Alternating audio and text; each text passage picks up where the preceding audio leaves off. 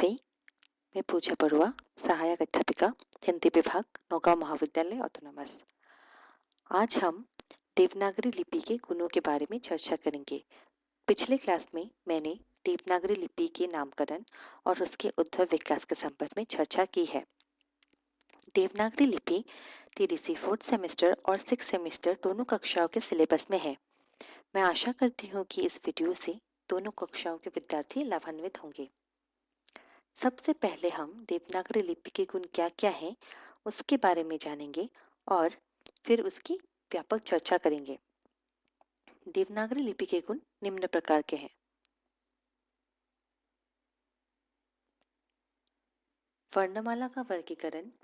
लिपि चिन्हों के नाम ध्वनि के अनुरूप, एक ध्वनि के लिए एक लिपि चिन्ह, लिपि चिन्हों की पर्याप्तता, स्वरों के लिए स्वतंत्र चिन्ह, मात्राओं का प्रयोग, उच्चारण की दृष्टि से समान लिपि चिन्हों में आकृति की समानता और सुपैठता।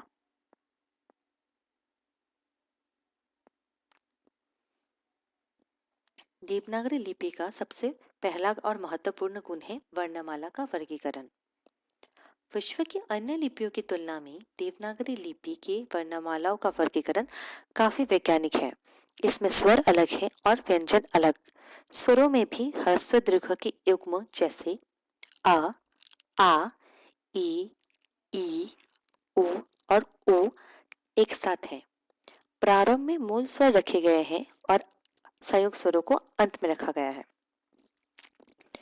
व्यंजनों में भी स्पर्श और अनुनासिक वर्णों का विभाजन बहुत वैज्ञानिक है। क, छ, ट, त और प के वर्ग स्थान पर आधारित हैं। घोषत्व की दृष्टि से व्यंजनों को घोष और अघोष दो भागों में पुनः बांटा गया है। जिन व्यंजन ध्वनियों का उच्चारण करते समय स्वर यंत्रों में कंपन उत्पन्न होता है उन्हें कहा जाता है घोष, और जिन व्यंजन ध्वनियों को उच्चारण करते समय स्वर यंत्रों में कंपन उत्पन्न नहीं होता उन्हें अघोष ध्वनि कहते हैं। प्रत्येक वर्ग के प्रथम दो वर्ण अघोष होते हैं और अंतिम तीन घोष। ठीक उसी तरह प्राणत्व की दृष्टि से व्यंजनों को अल्पप्राण और महाप्राण इन दो भागों में बांटा गया है।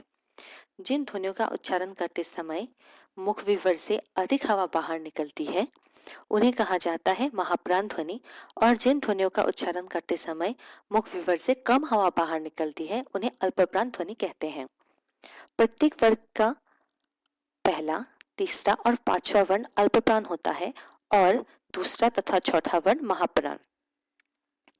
क से लेकर प इन 5 वर्गों का अंतिम वर्ण हमेशा अनुनासिक होता है और अंत में अंतस्थ वर्ण रखे गए हैं। देवनागरी लिपि का दूसरा महत्वपूर्ण गुण है लिपि चिन्हों के नाम ध्वनि के अनुरूप। देवनागरी लिपि में जो लिपि चिन्ह जिस ध्वनि का द्योतक होता है उसका नाम भी वही होता है। जैसे अगर हम क कह रहे हैं तो हम क ही लिखेंगे, मतलब क ध्वनि से हम क को ही व्यक्त कर रहे हैं। इसलिए इस लिपि में लिखित किसी भी भाषा को सीखने में आसानी होती है। रोमन और उर्दू लिपि की तुलना में यह लिपि काफी वैज्ञानिक है। रोमन में ऐसा नहीं होता है, इसीलिए अगर कोई रोमन सीख रहा है तो उसे सीखने में कठिनाई होती है और याद करना पड़ता है कि कौन सा चिन्ह किस ध्वनि के लिए आता है। देवनागरी लिपि का तीसरा महत्वपूर्ण गुण है एक ध्वनि के लिए एक लिपि चिन्ह। देवनागरी लिपि में कुछ अपवादों को छोड़कर एक ध्वनि के लिए एक ही लिपि चिन्ह है, या एक लिपि चिन्ह एक ही ध्वनि को व्यक्त करता है। इसमें लेखन और उच्चारण का संबंध अन्य लिपियों की तुलना में अधिक वैज्ञानिक है। रोमन तथा उर्दू में एक लिपि चिन्ह एक से अधिक ध्वनियों को व्यक्त करता है। जैसे अंग्रेजी में अगर हम क ध्वनि को व्यक्त करना चाहते हैं तो वो काइट से भी हो सकता है, कोट से भी हो सकता है, केमिस्ट से भी हो सकता है, तो कभी चेक से भी हो सकता है। अर्थात क ध्वनि के लिए क भी आता है, CO भी आता है, CH भी आता है, तो कभी CK भी आता है। ठीक उसी प्रकार सी ध्वनि के लिए क और झ दोनों का बोध होता है। और उसके अन्य उदाहरण भी हैं, जैसे जी से ग और ज दोनों का बोध होता है। देवनागरी लिपि में सबके अलग अलग चिन्ह लिपि चिन्ह होने के कारण इसमें कोई भ्रम पैदा नहीं होता है। अगला गुण है लिपि चिन्हों की पर्याप्तता। रोमन और उर्दू की तुलना में लिपि चिन्हों की दृष्टि से देवनागरी लिपि काफी संपन्न है। देवनागरी लिपि में लिपि चिन्हों की कमी नहीं है। अगर हिंदी भाषा को रोमन या उर्दू लिपि में लिखना हो तो दो लिपि चिन्हों को मिलाकर लिखना पड़ेगा। जैसे ख लिखने के लिए के साथ हमें एच मिलाकर लिखना होगा। ऐसे में इन लिपियों में एक ध्वनि को दो पढ़े जाने की आशंका होती है।